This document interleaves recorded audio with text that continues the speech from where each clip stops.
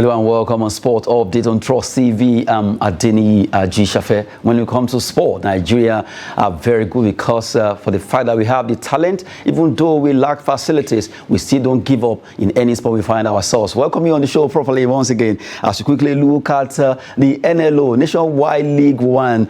They will be playing their promotional playoff. Let's look at that particular scenario of fixtures that will be coming up in the NLO promotional playoff there. Let's look at that as we talk about the NLO. Well, while we're waiting for that, is there a Trace Sport versus Lekki United that will be coming up in Ikenne, Ogun State? Osogbo will be hosting First Bank FC versus Beyond Limit, what the name there. Well, Osun United versus 3ST Team B, Leopard FC against Coal City at Samsim Siasia Stadium. That should be in Yenagua, Bayelsa State.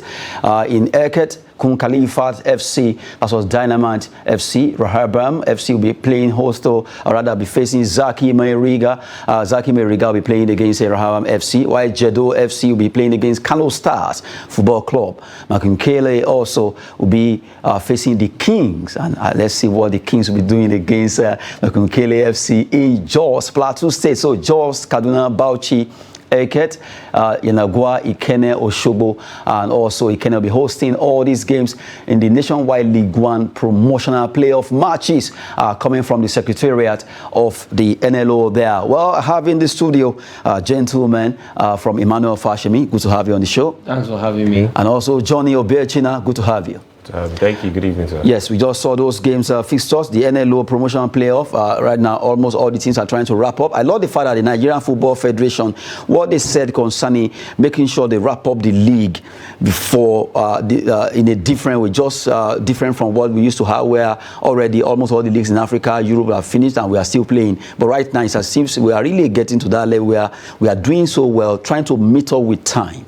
First thing first, is a better organization this time around from the league, the bodies that are organizing the league, the IMC, the NFF, and I love how they are working hand in hand, and that the synergy is a top notch. The competition, the competitiveness in the league this season is also a top notch, and for the NNO, they also have done their best. They've put in a lot of work and trying to wrap up the league as at when it's supposed to be, so that the players can actually have time with their families, rest them before they can come back for pre-season, and then we hit the ground running for the regular full season.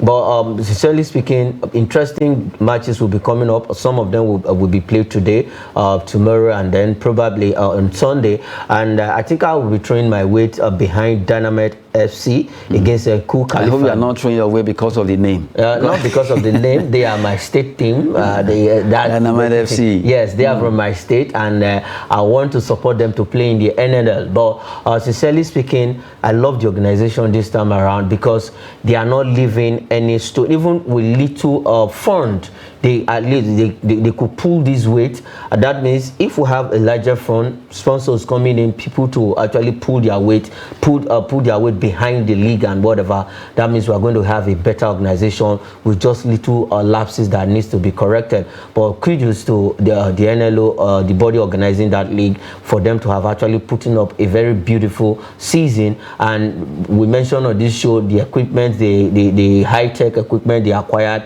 just to sell this league to the eyes of the world, because this is where you get the raw talents for NNL, MPFL, and probably some of them make the age grade teams and then straight to the Super Eagles. So who says we cannot have it better? Look at the English Championship, up and running the way it's running side by side by like the Premier League. So we can also have that, and then we'll move forward from there. Now, from the way it is, when it comes to Nigerian football, the NLO has been let me say, the most underrated, but right now they are really coming up.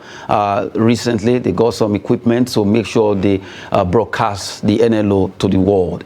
And they are trying to even, in fact, I remember their media officer, Gafar Oladmeji, saying easily now you can access the name of players on their site easily. If you want to know where the player plays, the club, the age, the data of each player. I think that's a good one. Looking at the top tier of our football league, I'm sure there are some clubs. MPFL doesn't have it. Yeah. So for NLO to deem it fit to go into such, that's a plus. Yeah, it is, and it's really going to be helpful for these young boys that are really putting out their work and everything. It's easy for people to reach them, to talk to them, and also see how best they can improve their careers. I think the new improvement is going to help the league. Organization-wise, the league is seemingly trying to organize itself more properly. I think with these kids also playing more regularly and everything, it also boosts their confidence, their training regularly. So whenever there's even a competition, they're not really out of sorts. They can easily be picked. You could make referrals to some of the games that have previously been played and everything. So it's a good development in the Nigerian football league. A good development in Nigerian football. The Nationwide League One, we just look at the fixtures that will be coming up starting from today and also Saturday to Sunday for the games that will be coming up in the Nationwide League One. Promotional playoff there. Away from the promotional playoff, let's talk about badminton. Badminton is a sport that Nigerians also we thrive in, and we have Badminton Federation of Nigeria. But right now, as we speak, the president of Nigerian Badminton Federation, who is that's Francis Obi, has been elected as a member of the Badminton Confederation of Africa, BCA. Good one there. Let's look at that story as we talk about Nigerian Badminton Federation president or be elected into Badminton Confederation of Africa, BCA. Congrats to him. Last year he was trying to get into that particular confederation, but he couldn't make it. But this time around, he got that opportunity. You can see with his heart there as a Nigerian president for Badminton Federation. Let's look at the list of those elected recently. Now we have Badminton Confederation of Africa, BCA, Tukubana Mitchell Bell from Seychelles is the president, Kingsley Mulenga of Zambia, deputy president, and Mpiwa Bosenogile of Botswana, who is the treasurer of that particular Confederation of African Badminton. They are elected council members. We have Odette Asembe Ngongolo from Cameroon, Rajan Porto from Mauritania. We have Enshan Fouad Mohamed El Tohami from Egypt, Jeanette Muneng from Lesotho. You have Simon Mugabe from Uganda, Albin Honjagno Asoba from Benin Republic, Honore Zolobe from Cote d'Ivoire, Francis Obi from Nigeria, Mohamed Zemoche from Algeria, and you have Michael John Noon from South Africa, while Michael Shamsu Mustafa is also coming from Sierra Leone there. Good one, at least you have 11 of them joining the executive there. Right now, they will be there to make decisions that will favor countries and also talking about African badminton development. But the main thing right now, for the fact that we have someone from Nigeria getting the nod to be member of this Badminton Confederation of Africa, that's a plus. It's a big plus because consistency is the key. When a man falls once, you don't remember, you have to rise. For Paul Obi, he lost that once when he the last time out, where he tried to be at that same member, at that same board, at that same position. But this time around, he was able to get it right, and it shows it's a good one for our sports. It's a good one for badminton sports in Nigeria, because this time around, he's going to help to bring all the wealth of experience that he will garner from whatever there and bring it back to Nigeria, being that he doubled as the president of Nigerian Badminton Federation. And all of them put together with the president, who's from Seychelles, they have to see how they can move the these sports, the badminton sports in Africa, to the next level. You know, we also have these sports in the Olympics. So how are Africans going to fare when it comes to the Olympics, and then probably the World Cup, the Badminton World Cup that will be coming up or sometime later this year, and every other event that concerns badminton.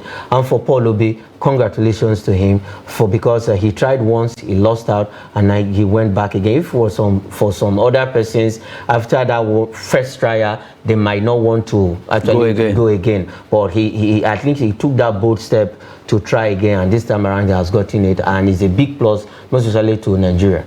A big plus for Nigerian badminton right now, because we have someone that will be there to represent us and also to see how they can promote badminton in Africa, and also not forgetting Nigeria. It's getting momentum. We have the likes of Dorcas Adeshokon doing well in this particular sport, and we hope that we can see more talent coming from badminton. Away from badminton, recently some Nigerians traveled to South Africa and they participated at the Durban ITTF, International Table Tennis Federation World Championship in Durban, South Africa. Well, so painful. Africa #1 1. Aruna Quadri was bundled out in the second game. But we have a Nigerian, Taiwo Mati.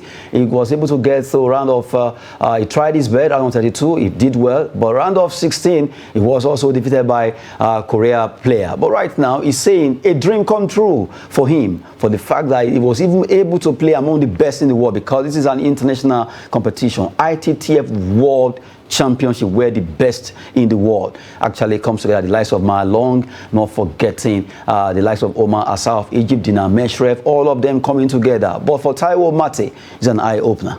A big eye-opener.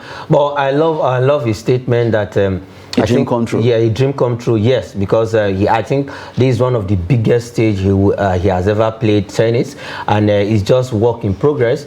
Like I mentioned on the show within the week, that we need those who will take over from Aruna Quadri, and this young man has come on board. He has age on his side, and for him to actually for him to play with the big boys out there in Durban shows that yes, he's going to get better, because this is your first time, and you know, when you come to a competition like this, there are other persons who are way ahead of you, and for him to even pull his way down to the right round of 32, good one. Look at Kadri lost out, and he was the only our hope, but at the end of the day he also lost. But you know, that is when you lost a game, he didn't just lose gallantly to Wunjin or whatever. He also, I think, he got 9 points from Wunjin serves. But at the end of the day, he told himself, yes, he knows that he will go back there, better person, better player, and do better when it comes when next this tournament comes up. We've been seeing a lot of Nigerians in table tennis, but it's been a while. We've seen young talents joining the clique, but hopefully we can begin to see new ones now. What are you going to say concerning this competition for Nigerians? No, I mean, table tennis, to be fair, has also been a sport that Nigerians we've been trying to break through into this. It's always maybe the Asians that are the top notch, but like you said, Aruna Quadri, who I think recently he was he's been made number 13 in the worldwide ranking. So we're beginning to edge up the ladder. We're trying to creep up there, and this young man Dati has shown that he can also compete with the best. I think now he should understand that he's now in that platform. It was good for him to acknowledge the fact that being here was quite an achievement. Then the next step now would be at least to go into the tournament and see how far you can go, if not possible, winning the tournament. Well, good one for Taiwo Mati, trying his best at the ITTF in Durban, South Africa there. More of Nigerians who play table tennis. After all, we also have our own Aruna Quadri in Trust TV. Very soon we'll be unveiling him. Anyway, let's move away from table tennis as we quickly talk about women football. Women Waffle B taking place in Ghana, precisely in Kumasi. Our team, the Falconets, are doing well right now. Their coach is talking tough. We are in Ghana to lift trophy.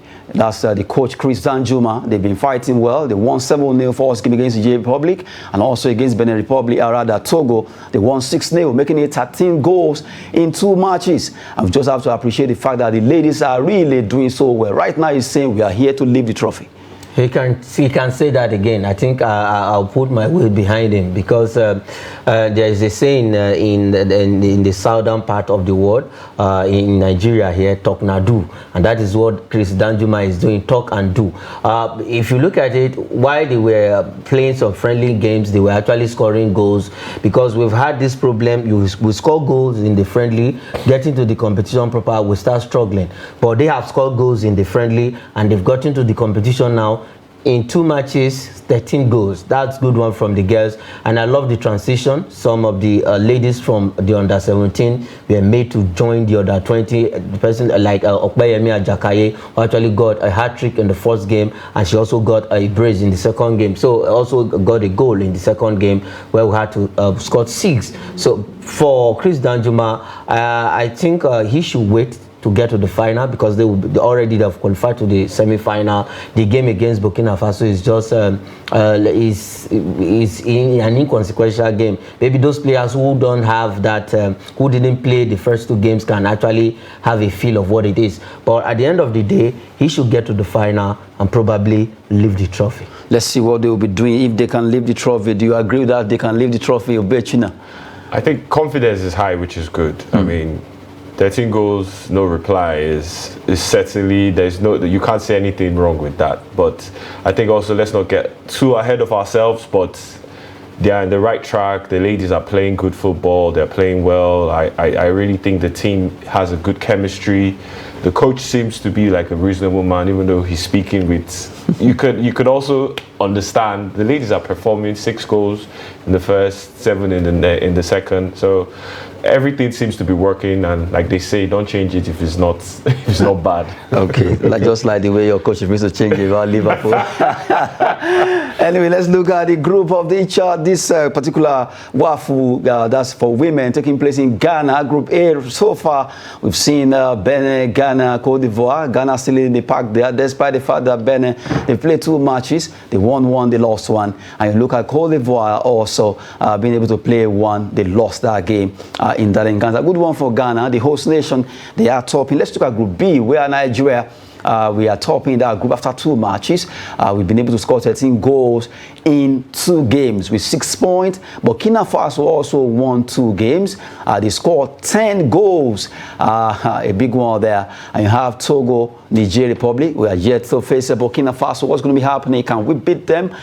Claire, it is very possible. Claire, we can beat Burkina Faso. I know, but it's not going to be up to the number of goals we score in the first 2 games. But against Burkina Faso, I believe we are going to take all the 3 points and maintain that 100% record to the tournament. And at the end of the day, since we're already through to the semi-final, but against Burkina Faso, they will want to make a statement that yes, you guys are not pushover, but we are here to beat you and then get that 9 points straight on the stretch. And that is what the Falconets will be looking out for. But at the end of the day, like I mentioned from the onset, some of the fringe players that haven't played the first 2 games also have a feel of the tournament by coming into play. But I know it's not going to be up to maybe 5, 6, just like what we scored in the first 2 games. They are very good at scoring goals. Yes, they are very good at scoring goals. So it could be difficult. Let's just say, I'm even looking at it, maybe we might concede.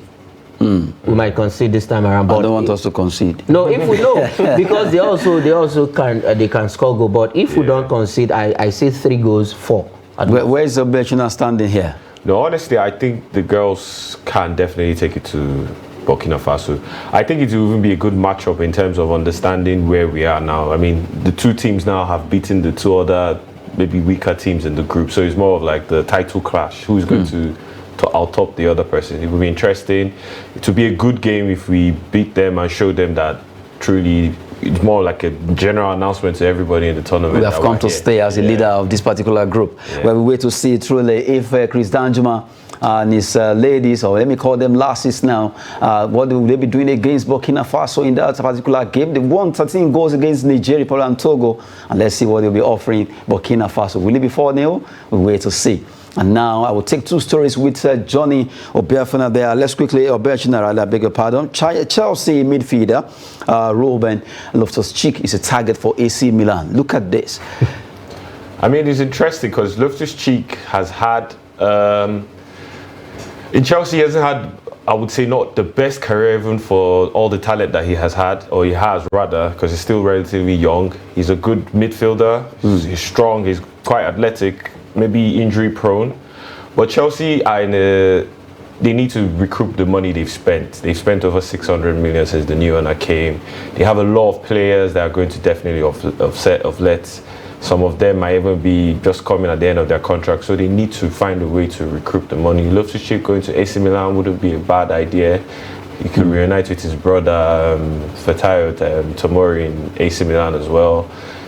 It's a reasonable thing for all parties involved, Chelsea, AC Milan. If they get the right price, it's a good deal for him. But from the way it is, you mentioned Fikayo Tomori now, that could be a boost for him, looking at, okay, Tomori is actually thriving here. Let me go there and also join him. Exactly. Tomori already even won the Serie A, so it's like, come on here, let's try and win this together. Because I know players, they use players to get some of them. Induce other players to come over to the team. Yeah, it would be interesting. I mean, to be honest, Loftus-cheek, unless he has had a conversation with Pochettino in terms of, are you going to like look towards bringing me? Am I getting my time? If not, it's a good move. AC Milan, just even though they are back in the Champions League, even though they got knocked out by their own brother Inter Milan. But they've shown that they can compete. So it's not a bad situation for him to move over to AC Milan and at least try and rejuvenate his career, because he's a very talented young man. He's still quite of age and has enough time to. Yes, we've been talking concerning that move from Chelsea player Loftus-cheek to AC Milan. The Rossoneri's, would they be able to get him? Let's wait and see if we're joining Fikayo Tomori there. And the last one that has to do with Everton. Everton in talks with Botafogo. Botafogo is a club in Brazil. The coach, Luis Castro, as a replacement for Sean Dyche. Dyche has been with them, but right now that marriage is really collapsing because of the fact that Everton seems to be going down. If care is not taken, they should be out from EPL this season.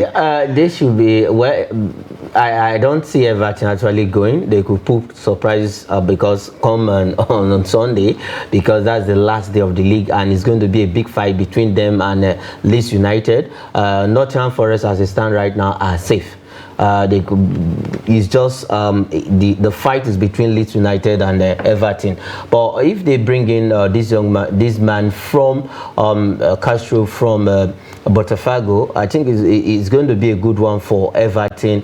And looking at Sean Dyche, is a man who actually thought he could rescue Everton from their murky waters, from their troubles, but it seems it was not working. The first 2-3 games, he actually showed some glimpses of okay, maybe good thing to come. I can pull this thing to stay in the EPL, but when he started losing, he lost about 2 games straight on the bounce, and it was not looking too good. And they were able to beat Brighton 5, even though to actually rescue the situation. But it's going to boil down to the end of the season, the last day matches.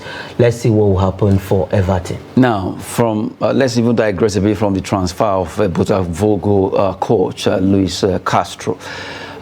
If you look at EPL this season, during the predictions and all that, this one will be top 4, this one will be top 4. Which team really surprised you most, Johnny? I think, for me, apart from maybe Man City and the top boys, Brighton.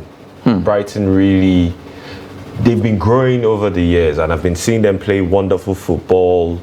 The team management is there. Even when they, what's his name, Potter left them and went to Chelsea, they quickly replaced him with another decent manager that simply just went on with the football chemistry. And Brighton, if you saw that game against Man City, I've never seen anybody play Man City like that and make Man City actually defend. Maybe that's why Guardiola is a bit kind of afraid of De Zerbi, the coach. Yeah, I mean, he's been mentioning his name, that they should watch out for Roberto De Zerbi. And the credit is due, because if you watch Brighton's game, I think they beat every top 6 team in the league at least once. And then whenever they play other like minute teams, they beat them well. They play good football.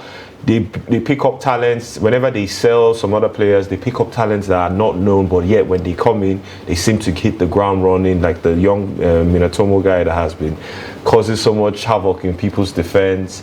Alex McAllister, who's hopefully coming to Liverpool, is also a gem. I see you smiling there. I see you smiling there. What of March too? Yeah, March as well. They always seem to, even when they sell, they know how to replace, recruit, and also just come back. All of them, even the board is good. The team management, now they're already in Europe. They're going to play Europa League coming next season. So the team has progressed gradually and it's beginning to make its name in a dominant force. So I think my team of the season outside the regulars it's definitely has to be Brighton. Yeah. Let's see what yours is. Well, mine will also be Brighton first and then Newcastle second, for them to have been able to just move up to that ladder, playing in the Champions League after so many years.